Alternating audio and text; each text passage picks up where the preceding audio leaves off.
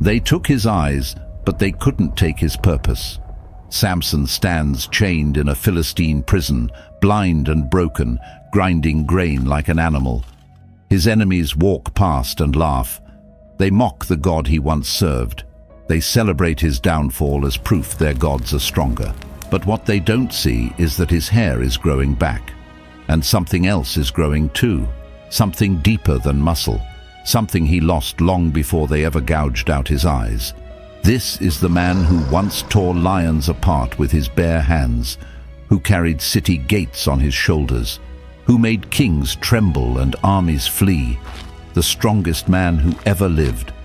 And just when it seemed his story was over, God was only beginning. Samson's greatest battle was never against the Philistines. It was against himself, against pride, against desire, against the quiet compromises that cost him everything. He thought strength meant power. He was wrong. This is the story of how he fell, how he lost everything that made him legendary, and how God met him in the ruins, how shame became glory, how surrender became the truest strength of all. Samson was set apart for God from birth, a Nazarite with a divine calling. But his journey began long before he was born, in the darkness of a nation that had forgotten its God.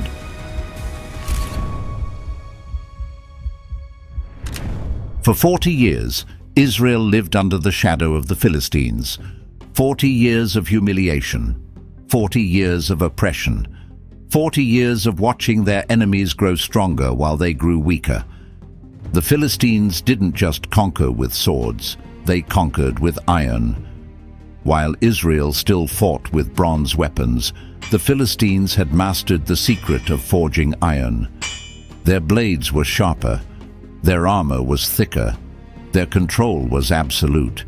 They didn't just dominate the land, they dominated the spirit of the people. Israel had fallen into the same cycle again. They turned away from God, they worshipped idols, they forgot the covenant, and when the consequences came, they cried out for help.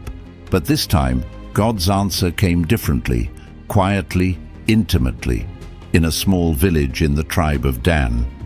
There lived a man named Manoah and his wife. She was barren, unable to have children. In that culture, barrenness wasn't just a personal sorrow.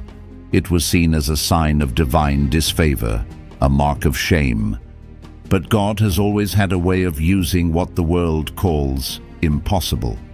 One day, an angel of the Lord appeared to Manoah's wife, face to face, undeniably real. He told her, "You will conceive and give birth to a son. No razor may be used on his head, because the boy is to be a Nazarite, dedicated to God from the womb. He will take the lead in delivering Israel from the hands of the Philistines." As written in Judges chapter 13, when Manoah offered a sacrifice, the angel ascended in the flame. The couple fell to the ground, trembling, not in fear, but in awe. They had just witnessed the impossible, and soon, from a barren womb, God would begin his rescue. The child's name would be Samson, little sun, a flicker of light in a nation drowning in darkness.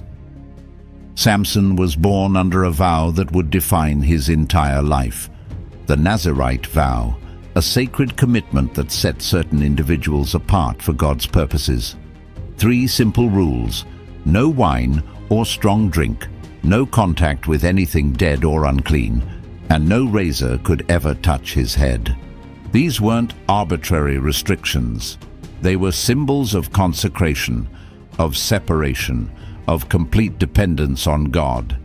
Samson's strength didn't come from his muscles, it came from his calling, from the Spirit of the Lord that rested on him because of his dedication to God.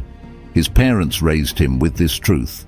They reminded him that he wasn't like other boys, that his life had a purpose woven into it before he even took his first breath.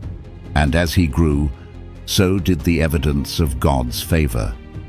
The Spirit of the Lord began to stir in him.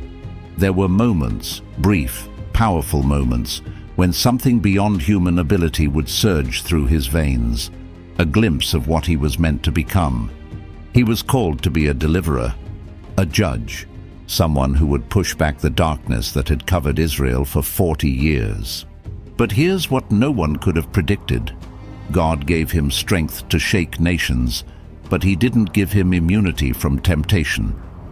Samson had the power to tear apart lions, but he couldn't always control his own desires. He could break chains with his hands, but he struggled to break the chains around his heart. From the very beginning, there was a tension in his life, a battle between the divine calling on his shoulders and the human weaknesses that lived in his chest. And it was in that tension, between who he was meant to be and who he often chose to be, that his story would unfold.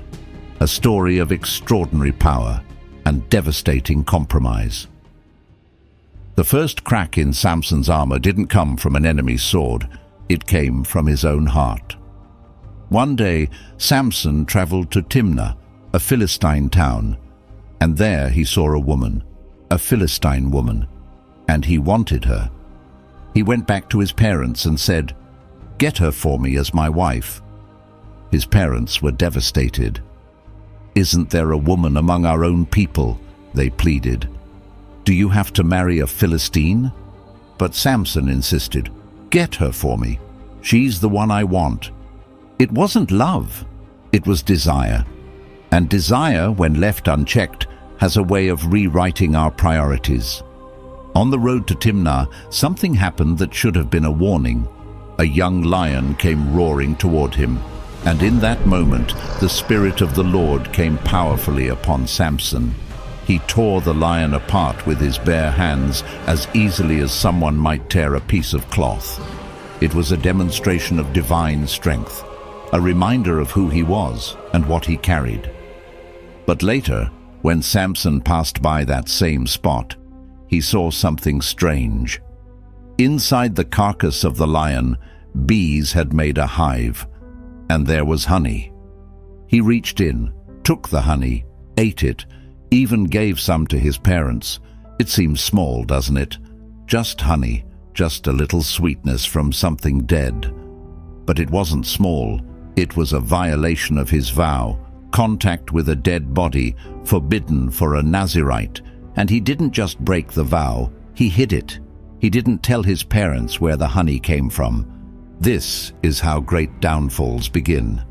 Quietly, in the shadows of small compromises, we convince ourselves don't matter.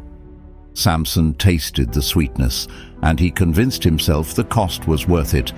But compromises have a way of growing, of demanding more, of leading us further than we ever intended to go. And Samson's journey into compromise had only just begun. Samson's wedding feast lasted 7 days, as was the custom. And during that celebration, his pride began to show itself in ways that would cost him dearly. 30 Philistine men were assigned to be his companions during the feast. And Samson, confident in his secret strength, decided to make a wager. He crafted a riddle based on his encounter with the lion. Out of the eater, something to eat. Out of the strong, something sweet. The bet was high. If they could solve it within 7 days, Samson would give them 30 linen garments and 30 sets of clothes. If they couldn't, they would owe him the same. It was a game, a display of intellectual superiority to match his physical dominance. But the Philistines couldn't solve it. And as the days passed, their frustration turned to anger. On the 7th day, they went to Samson's bride with a threat. "Coax your husband into explaining the riddle, or we'll burn you and your father's household to death." Terror gripped her. She went to Samson weeping. "You hate me. You don't really love me. You've given my people a riddle, but you haven't told me the answer." For days she pressed him, manipulated him, accused him of not loving her. And finally, worn down by her tears, Samson told her the answer. She immediately told the Philistines. On the 7th day, just before sunset, the men came to Samson with the answer. "What is sweeter than honey?" what is stronger than a lion? Samson knew instantly what had happened. Betrayal burned in his chest. "If you had not plowed with my heifer," he said bitterly, "you would not have solved my riddle." The Spirit of the Lord came upon him in fury. He went to Ashkelon, struck down 30 of their men, took their belongings, and gave the garments to those who had solved the riddle. Then he stormed away, leaving his bride behind. Pride blinds us long before the enemy ever can. And Samson's pride had just opened a door to devastation that he couldn't yet see. Sometime later, Samson's anger cooled, and the worst part, he was more isolated than ever, alone in a cave. Defeat wasn't waiting behind city gates. She was waiting in the valley of Sorek, and her name was Delilah, and she would do what armies could not. Sam out his eyes, bound him with bronze shackles, and took him down to Gaza, where he once carried the gates, and made him grind grain in the prison. He lost his eyes, but it wasn't blindness that defeated him. It was forgetting where his strength came from. Samson, the strongest man alive, was now blind, chained and grinding grain like an animal in a Philistine prison. The wheel turned, round and round, day after day, the same monotonous rhythm, the same humiliation. The Philistines would pass by and mock him, laugh at him, spit on him. The man who once made them tremble was now their entertainment. But something was happening in that prison that no one could see. Each rotation of the mill became a prayer. Each step in the darkness became a moment of reflection. Each chain that bound his body couldn't bind the awakening happening in his soul. For the first time in years, maybe for the first time in his life, Samson had nothing left to rely on but God. No strength to boast in, no eyes to lust with, no freedom to chase his desires. Just silence, darkness, and the slow, painful work of repentance. His hair began to grow back. The Philistines didn't notice, or maybe they didn't care. After all, they had already broken him. They had gouged out his eyes. What could hair do now? But they didn't understand what Samson was finally beginning to understand.